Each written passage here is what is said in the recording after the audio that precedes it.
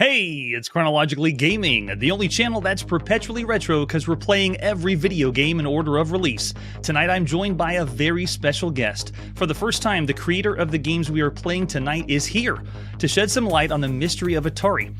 He was an influencer before there was influencers.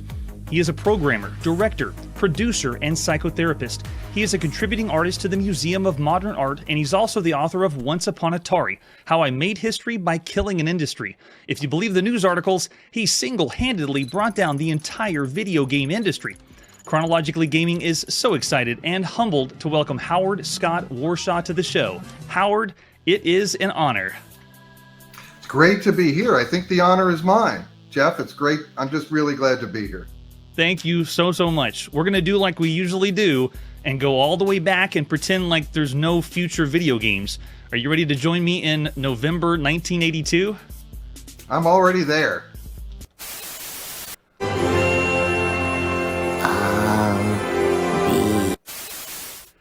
And we're just going to jump right into it. It is the release of Raiders of the Lost Ark for the Atari 2600. At this time, did you refer to it still as the VCS, or were you like pulling into the marketing when the 5200 came out, calling this the 2600? We always called it the VCS or the 2600. Actually, what we called it was Stella, because the internal name for the 2600 was Stella, and then the 5200 was Pam. Oh, Pam, that's funny. I didn't know that one. Yeah, they were named for various people in the Atari admin pool. Love it. Well, we're going to just hop right into it and pop in Raiders of the Lost Ark, made by you. Oh, hear the tunes. And there it is. Now I'm going to go ahead and hit reset, but the music is very, very good for the Atari VCS. A guy named Bob Vieira put together those tones for me. He gave me the notes for it. I did all the programming, almost all the graphics, and all of the sounds in this game, except for that opening tune. Bob Vieira gave me the tune, and Jerome Demurit, my graphics designer and very close personal friend for like 4 decades, wow, actually did the Indiana Jones animation. But don't ask him about it now. He's dead. Well, speaking of death, the first thing that happened when I jumped in the game was I died. You died because that snake knows where you are and it's looking for you. Yes, every time I move to this side, then the snake comes. It's a sentient being in a video game. Oh, man. We have so many things to go through. I have to tell everyone from the chat that there is hours of content that I'd love to do, but we just don't have the time. I did want to start with first, you're in a safe place, Howard. I'm not one of the kids whose Christmas was ruined looking for closure. It's just in a live therapy session. I actually discovered these games in a yard sale with no paperwork, my first experience. And well, wait a minute, did you say a yard sale or a YARS sale? Couldn't resist that one. Oh, yeah, keep them coming. I love them. But you see how the snake holds its position on the screen? That was a very elaborate trick that I had worked out with. That's actually a thing we called the ball, which is a 1-pixel element that matches the background, which the frame is all what we call background.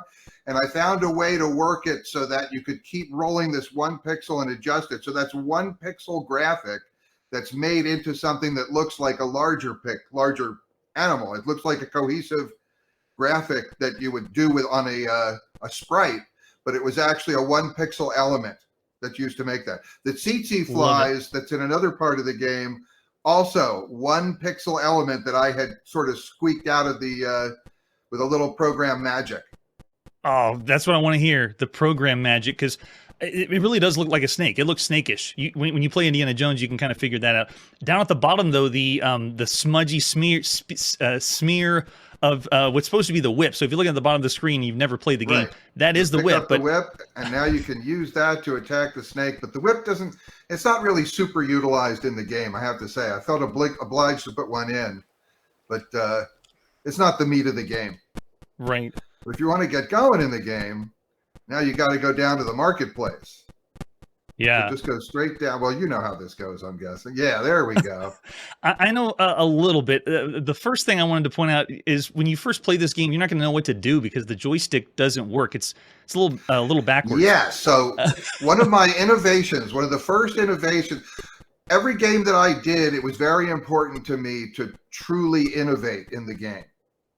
And so what I did was I wanted to have inventory control. Oh, you got caught. The hidden can't snake. See the snake because it's the same color as the background. That's right. So it's sneaky. Don't sit around on the background if you don't want to get killed. But you definitely need your grenade, so you want to go back up. Yeah, here I'm going. I'll go ahead and switch. I'm using the second joystick to go through my items. Right. So there's two joysticks. You have, because I decided to make inventory control an actual part of the game. That was one of my innovations. So now you've got the grenade selected. You go by the wall right there. Drop the grenade. Get out of there. Drop it fast and go. Go back in the marketplace. Get away from the snake. Yeah, I'm now sure. Go back up after you hear the boom. That small. Not really a resonating boom. Now go back up and you will see suddenly what looked like an empty space. Oh my goodness, look at that. Whoa. You've opened up a cave. It's a sensational discovery. Amazing discovery. We like to do the first experience with video games here. Like we just pop in the game. And I'm sorry to disappoint you. We're not going to finish Raiders tonight. We're going to do what we usually do. It's a very complex game. You're not going to finish Raiders. People ask me, how long does it take to play Raiders? And I said in my book, Once Upon Atari, when I actually made a demo tape for Steven Spielberg, I actually sat down, played through the entire game, and narrated it all flawlessly. The only time that ever happened. I did that on tape, and the entire game took, I believe, 12 minutes and 27 seconds to go through the whole game. So if it takes you longer than that to play the game, you probably didn't make the game. Yep, right. And here you're getting trapped in what I call the star room. Yep, going on this. Now, this is another big puzzle. Well, I really wanted to hit on the two joysticks thing again because this is... Right, so I used two joysticks,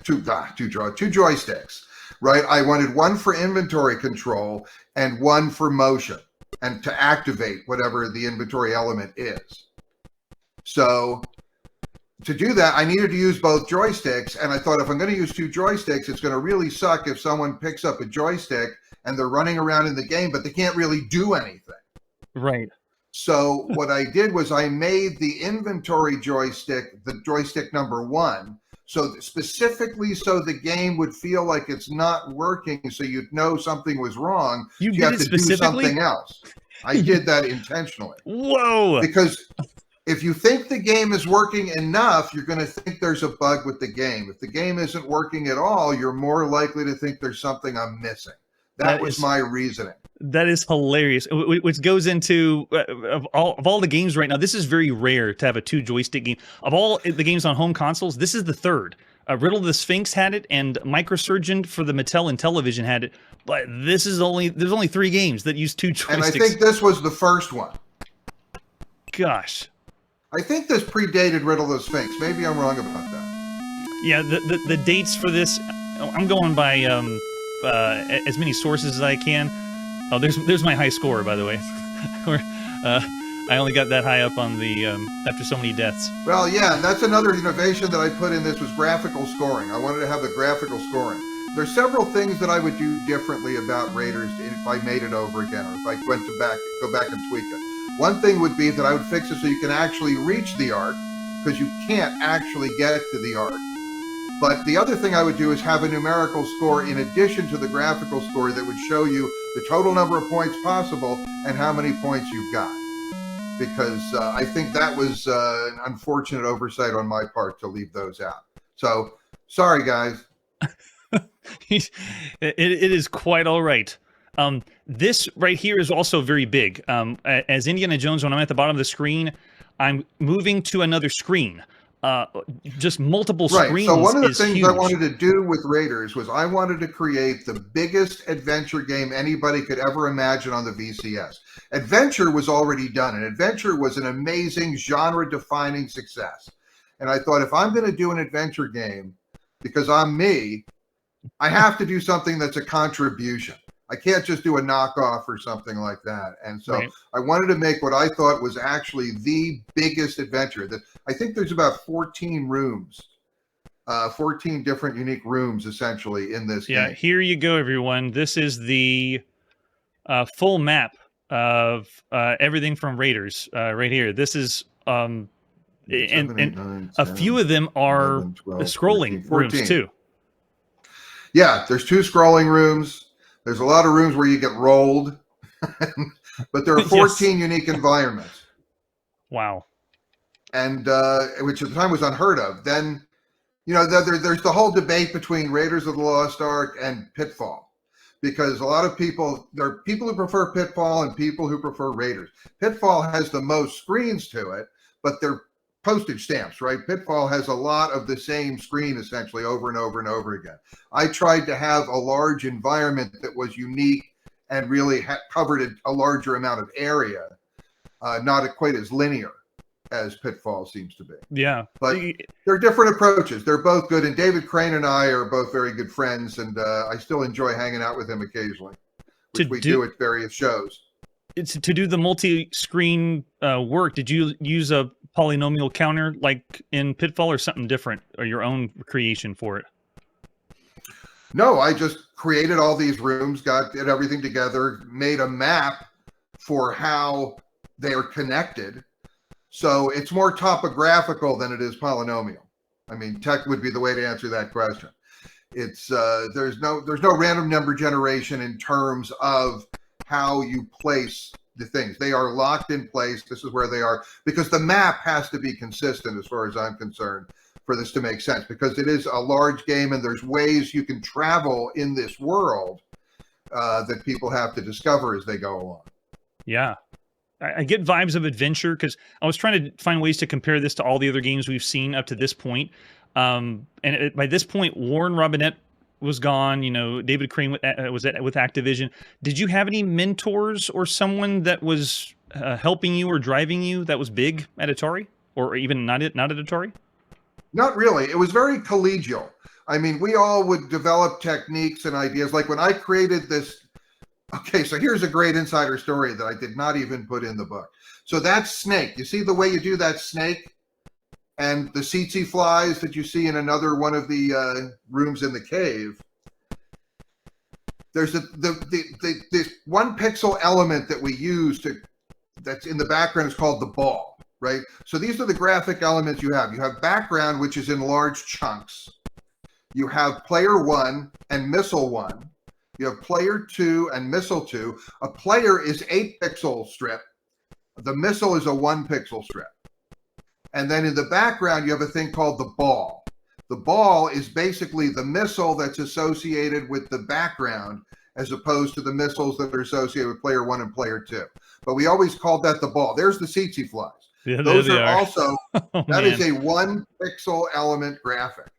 So I'm very proud of that. So I put out a memo. This is what we would do. Someone would invent a technique, and then they'd put out a memo, and that memo would describe how we did it. And I put out a memo, and I'm not necessarily that proud of this now, but I called it the Balling Stella memo, because it was the way to use the ball in an innovative way on Stella, which is what we called the VCS, or the 2600. So I put out the Balling Stella memo, and that was one of the more memorable memos at Atari. But, between me and Todd Fry, a lot of memorable stuff happened at Atari. And here's the treasure room. Here's where you get to pick up stuff. And we got to drop, this is the other joystick does, it's to drop items, because you only have a certain number for inventory. Someone in the chat just brought up... have 6 inventory slots. And the reason for that is because one of the most sophisticated graphic elements that we had that everybody graduated with, and this was developed by Carol Shaw, I think the first female programmer for the 2600, and one of the most brilliant programmers of any gender. She was amazing, and she developed this thing called the 6-character kernel, which gave you 6 full graphic elements in a row, so you could do a nice score thing instead of doing the blocky playground or background score you used to see in the earlier games. Yeah. And so I use the 6-character kernel there to give you 6 graphical elements for your inventory. That's why it's 6 elements, because we have a 6-character kernel. That's right. James in the chat mentioned River Raid. That's one of the big one, or most famous by Carol. And that's a game that Carol did after she went to Activision. She started at Atari. Right. Awesome. Well, that is what we'll do for the quick taste of Raiders of the Lost Ark. And now, well, we didn't even get to the end. We didn't even. Boy, that did go fast. It went so fast. We only saw the picture of the screens. We actually didn't visit all the screens. But I did want to mention the graphics done by Jerome Domeret. Is that correct? How you pronounce it? Demurret, yeah. Demurret. How much freedom did you have with the graphics? Did you tell Jerome, or did he have creative freedom to do whatever he wanted for the graphics? The way I worked with Jerome is I would tell him the number of pixels. I would tell him the pixel space and the color potential he had to use, and then he did whatever he wanted. In this game, he didn't really do much of it because a lot of these things are programmatically determined. And because there's a map in the map room, and because I have to be able to generate the fields in a certain way, and some of the animations, like the spider in the spider room, if you notice, the legs on the spider stay where they are on the ground. I really like that idea of when someone plants a foot, the foot stays where it is, and the graphic moves. I think that's the snake does that. A number of the graphics do that. I think that lends a tremendous amount of realism to the animation. Yeah, and so he can't do that with a graphic. I have to do that programmatically, because then it depends on where the item is located, how I'm going to position the feet. So I love it. All right, so now the moment of truth. All guests on the show get to rate the game on our 5-star rating scale. The rating is based on everything only up to this point, so you can't base it on anything from 1983 even. It's just right now, November 1982. So I don't have to compare it to Halo. No. Okay, well, that's a relief. We have no idea what Halo is right now. We're in November 1982, or at least we know it's something I've never Angel heard has. of it. And I'll tell you something. I led a lifestyle that did not warrant a Halo back then. I can promise you that. So if I'm going to rate this game, I would give it about a 4.5. I think this game is innovative. I think it was mind-blowing for its time. I think it introduced some new techniques that later became standards and things that people wanted to utilize in other games. So it's a leader. It was a bestseller. It sold over 1 million. And I feel I achieved enough of my design objectives, and I'm very happy with it. And Spielberg approved it right off the bat. He loved it. Good point. Yep. In fact, Steven Spielberg liked this game so much, he specifically asked that I do E.T. Nice. Well, which leads into a whole nother story. But I would give this a solid 4.5. 4.5. It's not perfect. Yeah, I'm looking over in the chat, and someone's like, Yars, he did Yars. Someone just do 5. Come on, Howard, do 5. Or someone even said 10 stars. I would give Yars a 5. There we go. I would give Yars a 5. I would give this a 4.5 simply because there are a couple of things that I really feel I should have done differently. And in this game, I had the time to do it differently if I would have really thought of it. But I'm very happy with this production. This was one of the hardest of my games to actually execute. Yeah, excellent. The only games that come close on home consoles, like multi-screen, is Riddle of the Sphinx, Sword Quest, Haunted House, Adventure, or if you want to, it's kind of cheating, but Dragon Stomper, but it uses the supercharger on the Atari and adds lots more memory. But that's really all this would have to compare. I believe you, and I'm with you. Same. This game was 8K of ROM and 128 bytes of RAM and nothing else. Yes, stock. There wasn't any extra things in the cartridge too, right? No, I mean, I did have 8K of ROM because Yars was 4K. Yars was only 4K of ROM. I got what we call the bank switch, so I was able to go up to 8K for Raiders and for E.T.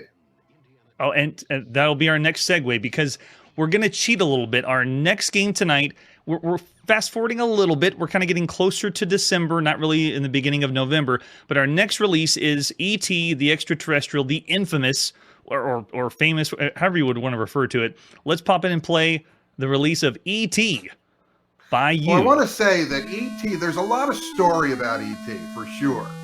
A lot of story about E.T.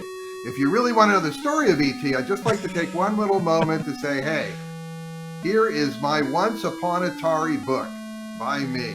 And this is me on my 25th birthday working on E.T. And this book is, if you really like Atari, if you really want to know about the background and what really went on behind the scenes and where we were, this book has everything you want. There's also an audio book that I read. I read the audio book because nobody else is going to deliver the kind of ridiculous stuff that I deliver in this book in the way that it needs to be delivered. So I thought that sounded familiar. My book. it is. But let's do E.T. Right. All right. For E.T., I'm going to go with game mode 3, so there's not as many scientists and. Well, in game mode 3, you won't see any scientist or FBI agent. None of them. Okay. Yeah. This makes it easier to play. I think that's a good choice. And here's E.T. arriving. Once again, the sound away they go. Is so good, and I'm beginning the game, and right off the bat, I can tell you about something we haven't seen before. It's at the top of the screen. We have never seen a game do this with, like, what would you call it? Context clues? Context. It's context-dependent power. That's the first time it was done I think in video games. You know, context-dependent powers or abilities. There's a couple of things I did in E.T. because E.T. So Yar's Revenge took 7 months to program.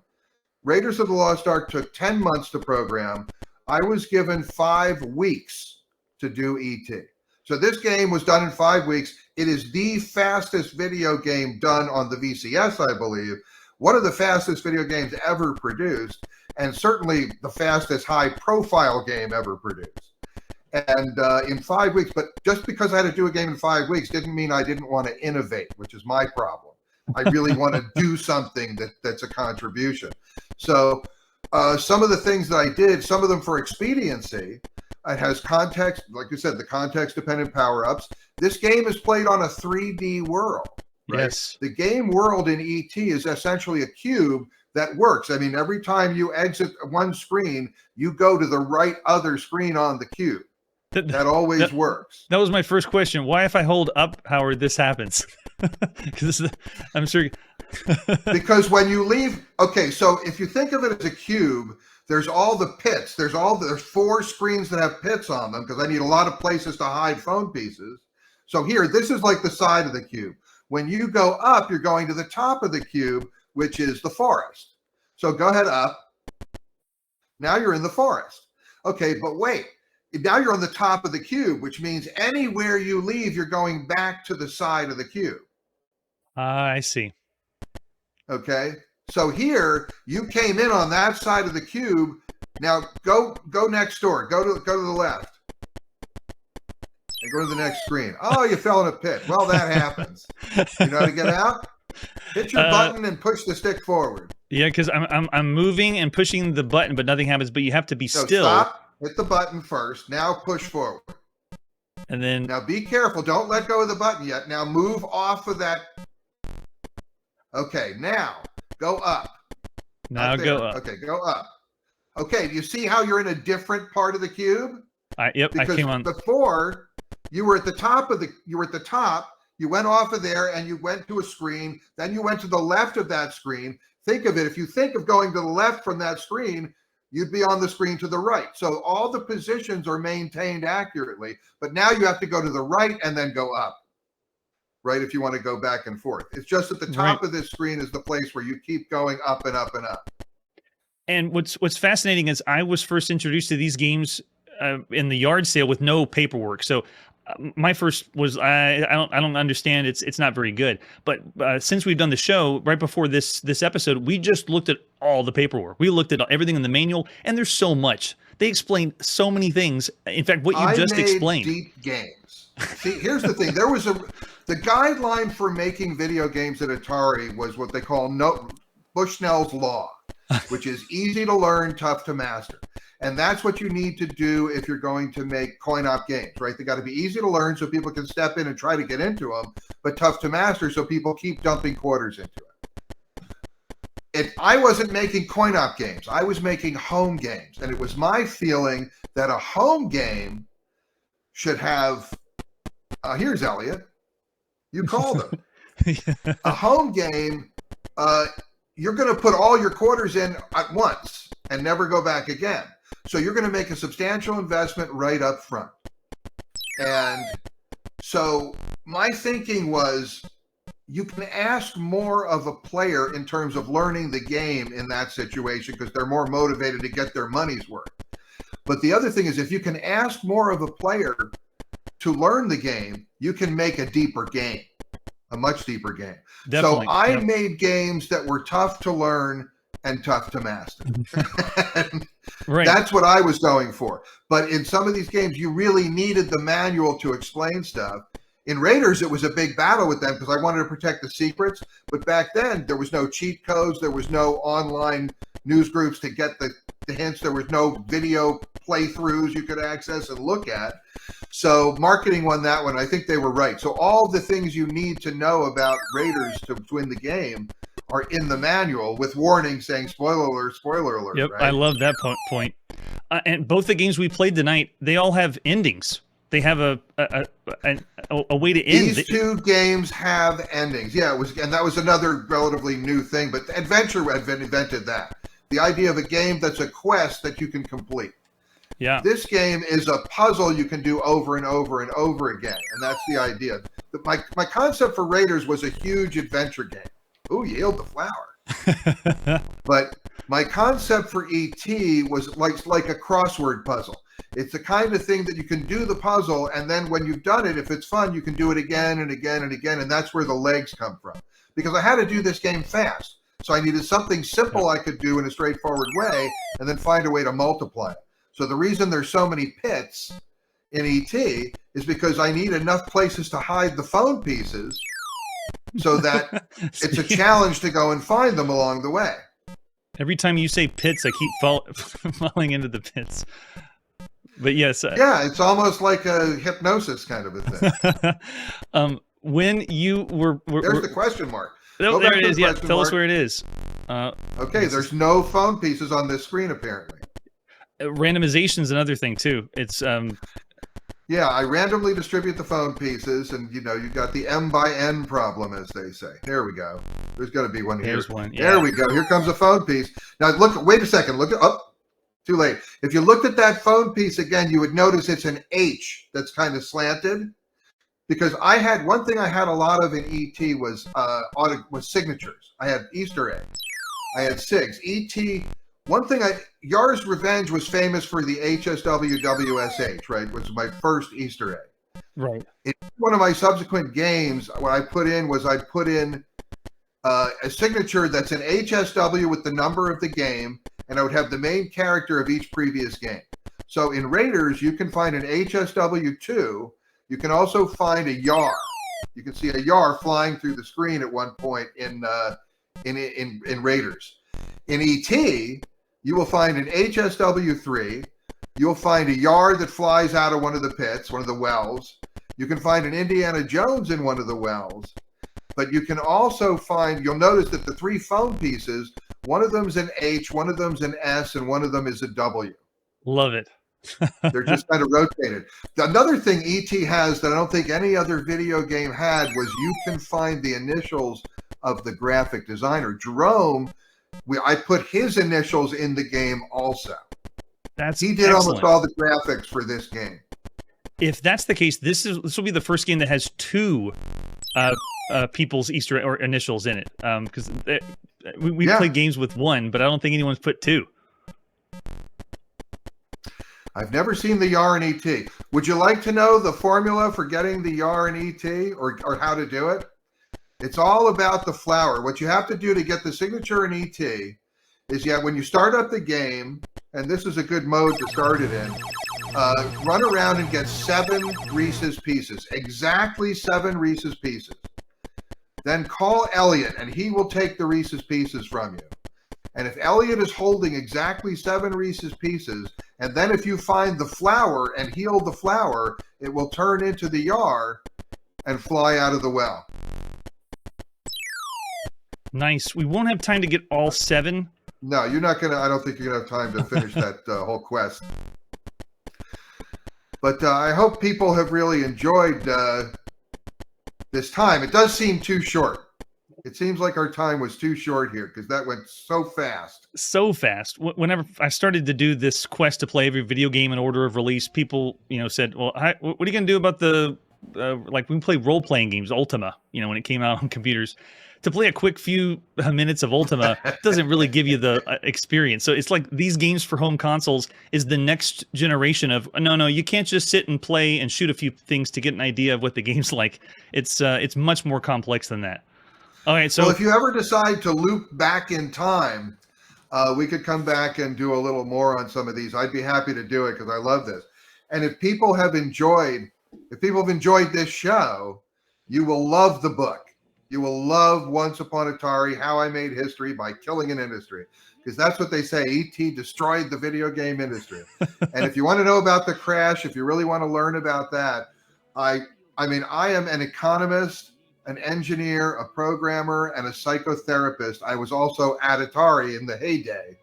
So I put all of that together to truly do an analysis and an explanation of a complete explanation of not only the mythology around the crash, but the actuality, the real source tributaries that all led to the river that flooded the valley and wiped it out, as they say. Yeah, it's amazing. Well, moment of truth then for rating E.T. the game. Rating what would you E.T. rate E.T.?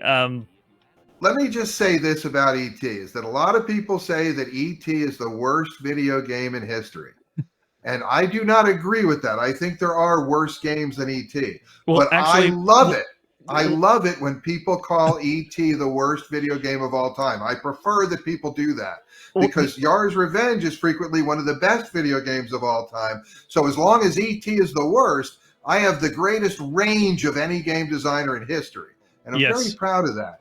But to rate this game... Well, before you do, I wanted to tell you one thing. I know you said I don't really think it's the worst. Well, I wanted you to come on the show because I can verify. I'm the only person who's played everything up to this point. Oh, that's true. And I can tell you, yes, there is worse games. I can name 10 at least that are worse than E.T. This actually is a very fun experience, especially if you read the manual. But anyway, go for it. Jeff, I really appreciate that. And I will say this, that if I will put this up against, and as of November 1982, I will put E.T. up against any other game developed in less than 6 weeks. And I would say, I'm sure it is absolutely the best in that category.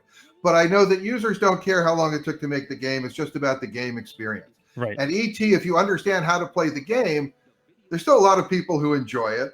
It sold over 1.5 million copies after returns. Even after returns, it sold well. Right. There's people who like it. There's people who hate it.